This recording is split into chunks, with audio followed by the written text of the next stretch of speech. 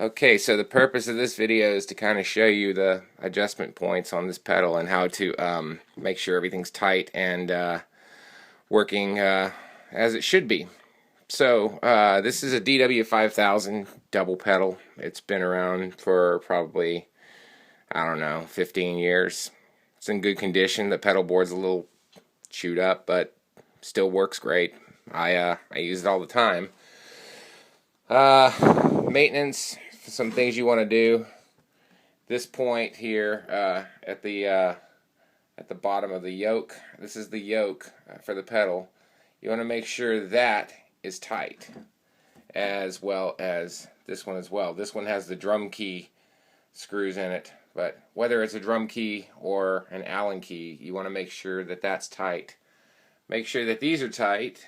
That's the spring assembly rocker, and you definitely want to make sure that anything that can be tightened on the pedal, you want to make sure that it's tight. If it's not tightening, then what I would do, rather than go to start using thread lock on it, is just put some WD-40 or something on it to lube it, because if the screw is not lubed, it's going to bind, and when it binds, it's not going to tighten properly, and thread lock wouldn't do it any good anyway. You would just freeze up the screw in a semi-tight position, so that's not going to do you any good anyway.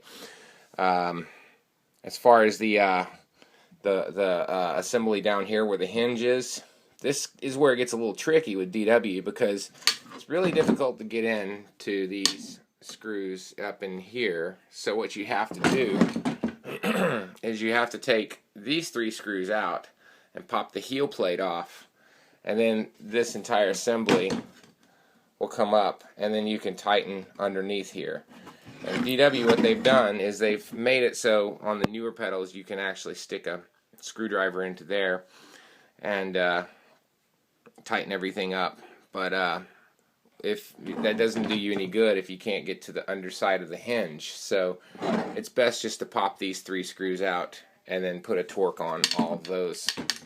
One thing I do is when I get these pedals is I tap them all the way through and make the screws go pretty much all the way through the metal here. You'll have to drill and then put a tap through it, and it's kind of a little bit of a project, but it's served me well. This pedal's been great.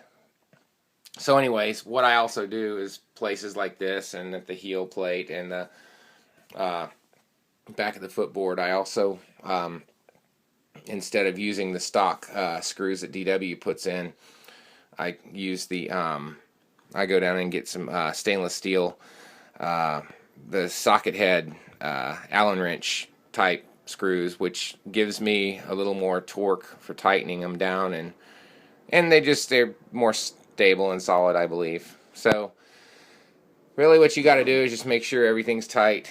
This has got to be tight against the shaft. This has got to be tight here.